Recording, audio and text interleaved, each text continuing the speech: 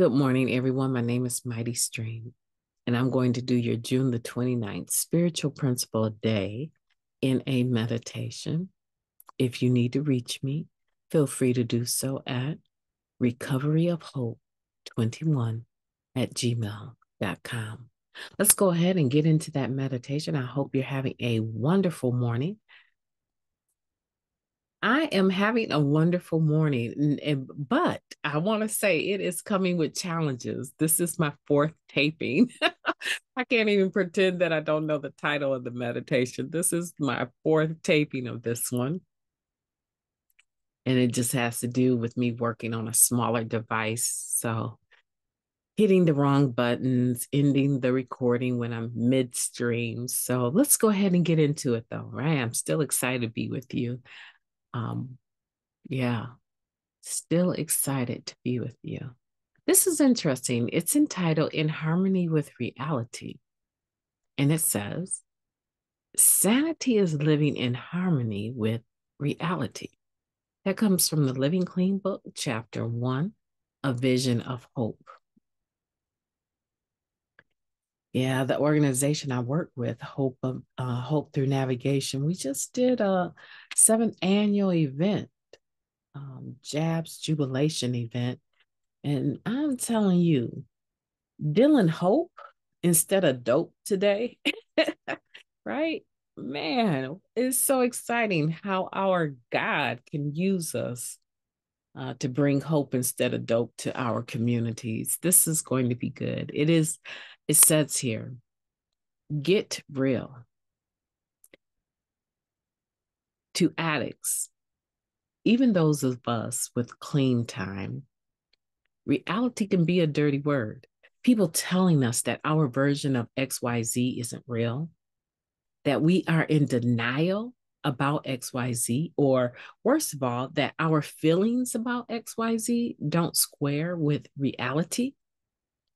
They might as well be telling us to go XYZ ourselves. When we are in active addiction, it is much easier to hold false beliefs about ourselves and the world around us. We don't want to hear the truth because we fear the truth will hurt us. In a sense, drugs keep us safe from having to deal with reality until they don't. When we get clean, that barrier is removed.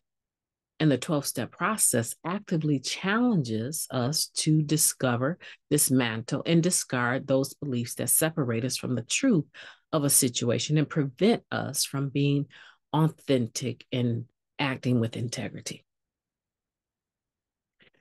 The ongoing struggle is in identifying which of our beliefs are not in harmony with reality. This process starts when we begin to trust that we might not have the most astute judgment about our choices. Our willingness to question the stories we tell ourselves often precedes our ability to see reality. We accept help from other recovering addicts as we navigate through the minefield of our alternate realities. Our capacity to be in harmony with the world around us improves when our worldview widens and is shaped more by principles than by our disease. I really want to reread that because that is a powerful sentence there. Let me reread it and emphasize it where it needs to be. Our capacity to be in harmony with the world around us improves when our worldview widens and is shaped more by principles than by our disease. Reality becomes less distorted. The serenity prayer's meaning becomes astoundingly clear. After a period of numbness, reality often stings, but the truth will help us, not harm us. What is an XYZ in my life that currently isn't in harmony with reality? Can I trust my own perspective about that issue? If I'm not sure who in my life loves me enough to tell me to get real. Ooh, that one was heavy. Let's take a moment of silence, followed by the we version of Serenity Prayer. Moment of silence now, please.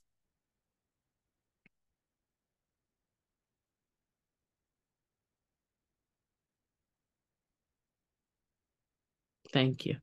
God, grant us the serenity to accept the things that we cannot change, the courage to change the things that we can, and the wisdom to know the difference.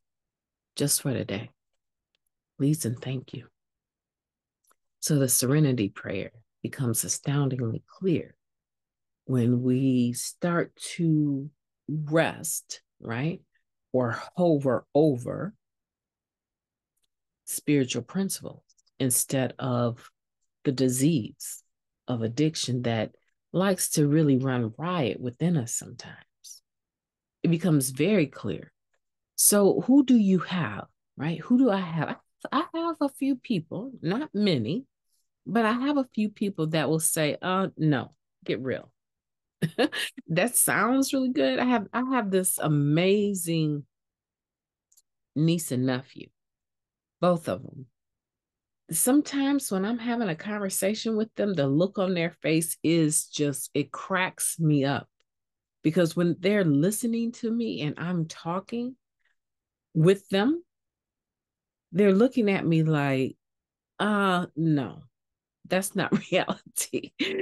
And most of the time, what they mean is that I have this superhero, superpower, super, exhilarated thought that I can handle this situation this time. And they remind me, and how many times have you tried to pick that situation back up and what happened? And you still want to give it another go after 20 years of failing to be able to handle it? Get real, girl. No. And I love it because it's just, it's just a look in their eyes. One that, yeah, we're excited that you're still excited about the situation, but we know you and we know the situation. And no, get real. That look, they don't even have to say it. It's just a look. And I'm like, yeah, gotta stop being codependent, pull my hands back off of that one. Yeah, thanks. Thanks for that. And I come to my senses. Who does that for you? Who is it that does that for you?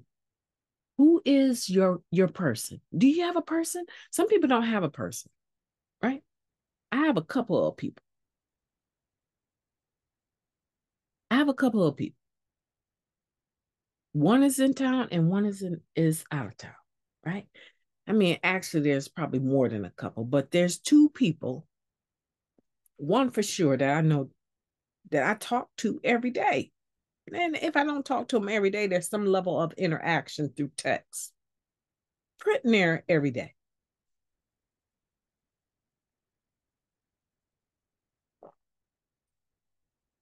I'm their person and they're my person. Who do you have? Or are we just winging it? This is my thought, XYZ, and nobody's gonna change it. Here's the issue with that. Let's be real. Here's the issue with that. We isolated ourselves. We hid our thinking from other people and we altered our reality, our perception of reality. Let me put it like that. We altered it by using drugs. In that hit, in that next high, in that next wine glass, right? In that Hennessy bottle. Come on, let's break it down because this is for real. This is our life. In that using pattern, there came this comfort, that it's okay for me to feel the way that I feel. I'm seeing things correctly. And there's nothing you can say or do that is going to change my perception now. I'm straight. You ever had that when you was high? I'm straight. I'm good. I'm straight. No, I don't need nothing. I'm good. I'm good. And that was all a facade, all a masquerade. It wasn't reality. It was an illusion that we created through the drug and a sense of comfort. Now it ends. I'm no longer high. I don't get high anymore. The numbness is wearing off, and I'm smack dab in the middle of my feelings and reality. I'm smack dab in the middle of it because that's life. That always was life. That was always what was real. But now all of a sudden, I am dealing with it for the first time without a hit, without something to change my perception. No, no, no, no. It's not going to be comfortable. Did you think it was going to be comfortable getting clean? Did you really think it was going to be comfortable having to accept that you dropped the ball on your own kids for the next one for that hit? That the best that you're going to get, maybe if you're fortunate, is a visit on Wednesday after school and every other weekend because you chose drugs? Right? Yeah. The reality is this is where we're at. If that's your situation, the reality could be something else. It could be that, you chose to stay out homeless in the cold, getting high when you had a bed that you could have easily gone home to. You chose the streets, and now you're frostbitten and you're losing parts of your body, having to be amputated because of a decision that you made about getting high, and you nodded off in a freezing car or building that had no heat in the middle of sub-degree weather. And now this is your reality. These are the things that are the wreckage of our past. Yeah, it stings. It stings. That's why we need some people in our corner that we can trust to say, let's really weigh this out. Man, please. No, don't even go there. We tried that before. Who can talk to you like that? Do you have anybody that can approach you like that? Or is there this persona, fake as it might be, this persona that you are unapproachable and can't nobody tell you nothing? Right?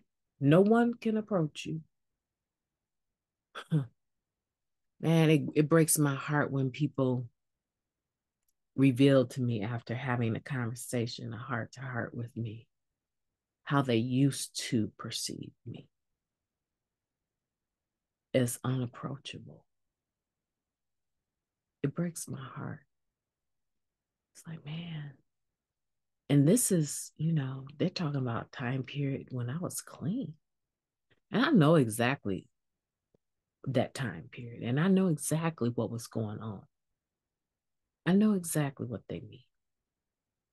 But it hurts when you find out that you went through a season of life and no one in your corner could keep it real with you because of how you were behaving. Right?